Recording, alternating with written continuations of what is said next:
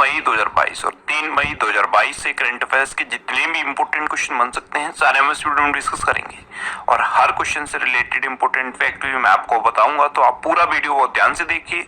Last में मैं आपसे क्वेश्चन भी पूछूंगा, उसका आंसर आपको कमेंट बॉक्स में बताना है। आज की इस वीडियो की पीडीएफ फाइल आप इस वीडियो के डिस्क्रिप्शन से डाउनलोड कर सकते हैं। पीडीएफ आप हमारे टेलीग्राम ग्रुप से भी डाउनलोड कर सकते हैं। टेलीग्राम ग्रुप पर आपको सारी पीडीएफ एक साथ मिल जाएंगी और टेलीग्राम ग्रुप का लिंक मैंने इस वीडियो के डिस्क्रिप्शन में दे दिया है, तो आप उस लिंक पर क्लिक करके टेलीग्राम ग्रुप ज्वाइन कर सकते हैं। तो चलिए स्टार्ट करते हैं। पहला क्वेश्चन है, हाल ही में विश्व टूना दिवस कब मनाया गया है? तो टूना एक मछली होती है, इसी पर बेस्ड है ये विश्व टूना दिवस। ये अभी 2 मई को मनाया गया। तो इस क्वेश्चन का बी ऑप्शन सही है। यूनाइटेड नेशन के द्वारा टूना मछली के महत्व के बारे में जागरूकता बढ़ाने के लिए हर साल 2 मई को विश्व टूना दिवस मनाया जाता है। टूना मछली मनुष्यों के लिए भोजन का एक मुख्य स्रोत है। इसमें विटामिन B12 और प्रोटीन पाया जाता है। अब ये इम्पोर्टेंट डे वाला क्वेश्चन है। तो अभी 1 मई को अंतर्राष्ट्रीय मजदूर दिवस मनाया गया और 1 मई को ही महाराष्ट्र और गुजरात का स्थापना दिवस भी मनाया गया और मई के पहले रविवार को विश्व हास्य दिवस मनाया जाता है, इसलिए 1 मई को विश्व हास्य दिवस भी मनाया गया। तो इस क्वेश्चन से आपको इतनी जानकारी मिलती है। अच्छा, आज की इस वीडियो का हम टारगेट रखते हैं 40,000 लाइक का।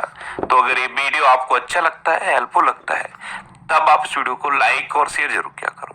और मैं आपको भी बोलता हूँ, डेली मॉर्निंग में उठकर सबसे पहले अपने एक टारगेट फिक्स करो, चाहे छोटा सा ही टारगेट फिक्स करो, लेकिन डेली मॉर्निंग में उठकर सबसे पहले अपने लिए एक टारगेट फिक्स करो और फिर अपना पूरा दिन उस टारगेट को अचीव करने में लगा दो। आपकी लाइफ ऑटोमेटिकली अच्छी हो जाएगी।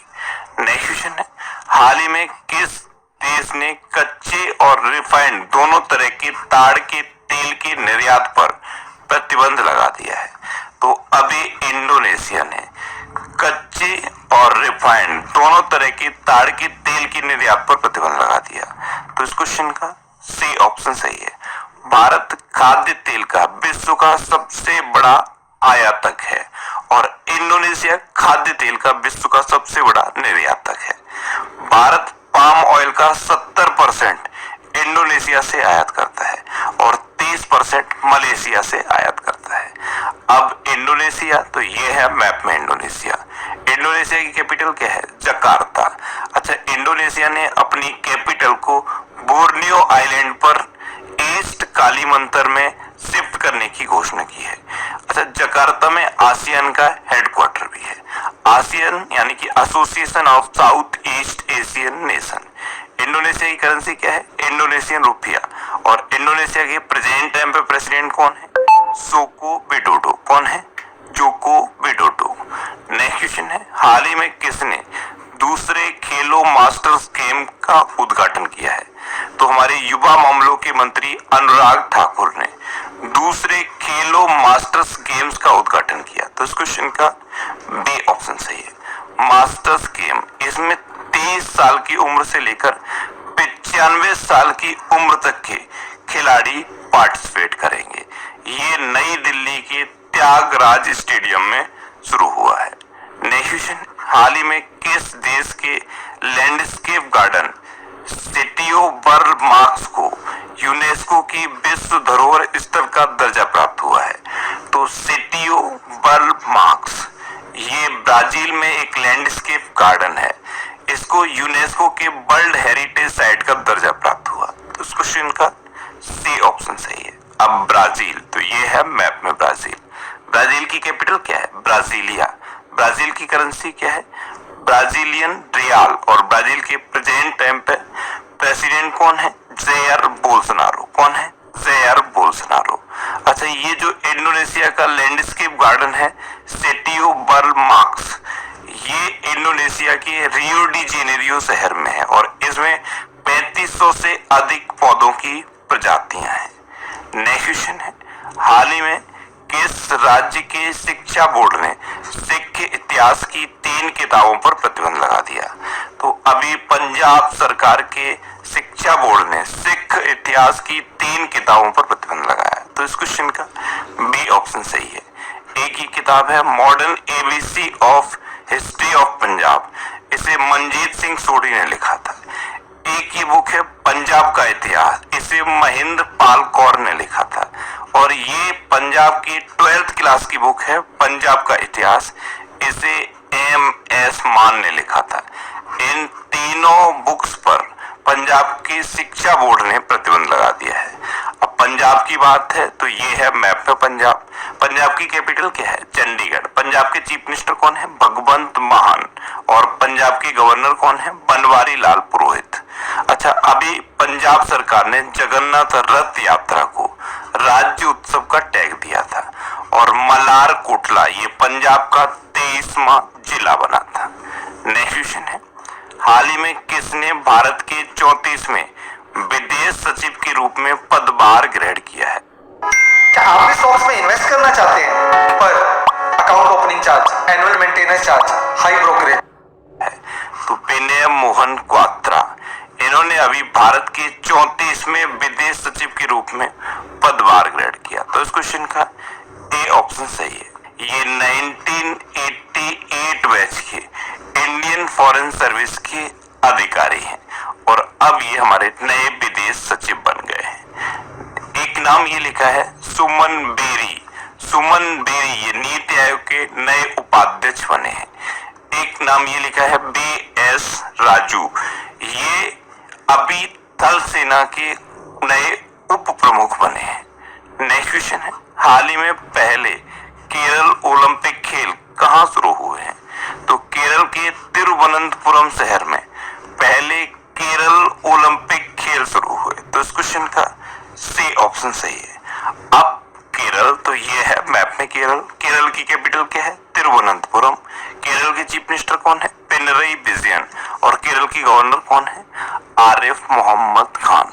और आरिफ मोहम्मद खान ने ही केरल में वन स्कूल वन IAS योजना शुरू की थी।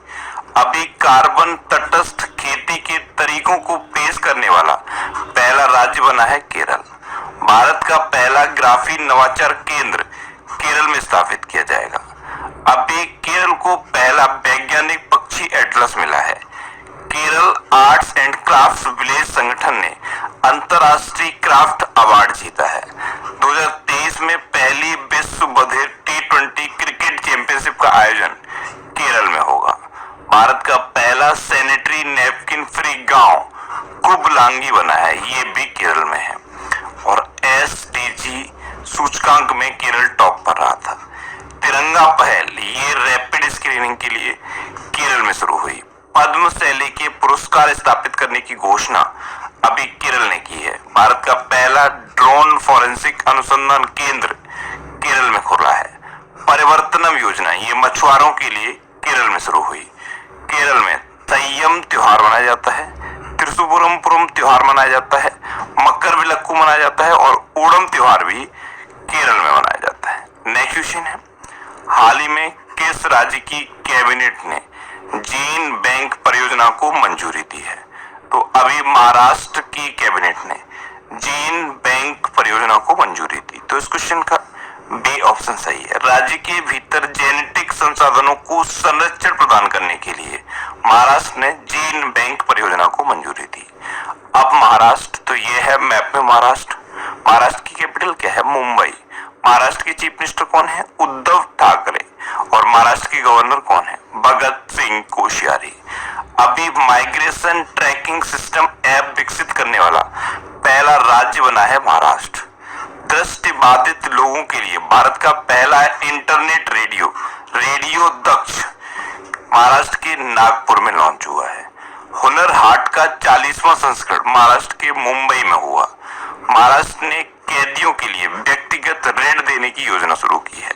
महाराष्ट्र की पुलिस के साथ भारतीय सेना ने सुरक्षा कवच 2 अभ्यास आयोजित किया है। और महाराष्ट्र के नागपुर में एक स्टेडियम है, उसका नाम नीरज चोपड़ा के नाम पर रखा गया है। नेक्स्ट क्वेश्चन है, हाल ही में किस राज्य सरकार ने औद्योगिक निवेश नीति में संशोधन किया है? तो अभी हिमाचल प्रदेश सरकार ने औद्योगिक निवेश नीति में संशोधन किया। तो इस क्वेश्चन का ए ऑप्शन सही है। अब हिमाचल तो ये है मैप में हिमाचल प्रदेश की कैपिटल क्या है? शिमला। हिमाचल प्रदेश के चीफ मिनिस्टर कौन है? जयराम ठाकुर और हिमाचल प्रदेश की गवर्नर कौन है? राजेंद्र अवलेकर। अच्छा, अभी एनएचपीसी हिमाचल प्रदेश में हरित हाइड्रोजन परियोजना विकसित करेगी। पहला जैव विविधता पार्क हिमाचल प्रदेश के मंडी में बना है। 9वीं महिला राष्ट्रीय आइस हॉकी चैंपियनशिप 2022 ये हिमाचल प्रदेश में शुरू हुई है। पहला पूर्ण रूप से कोविड-19 टीकाकरण वाला राज्य बना है हिमाचल प्रदेश। हिमाचल प्रदेश की पुलिस को प्रेसिडेंट कलर अवार्ड से सम्मानित किया गया है। हिमाचल प्रदेश में ग्रेट हिमालयन नेशनल पार्क है, पिंड वैली नेशनल पार्क है और खीर गंगा नेशनल पार्क है। हिमाचल प्रदेश में सूरजताल झील है, नाको झील है, रेणुका झील है, चंद्रताल झील है, खजियार झील है, मछियाल झील है और भृगु झील है।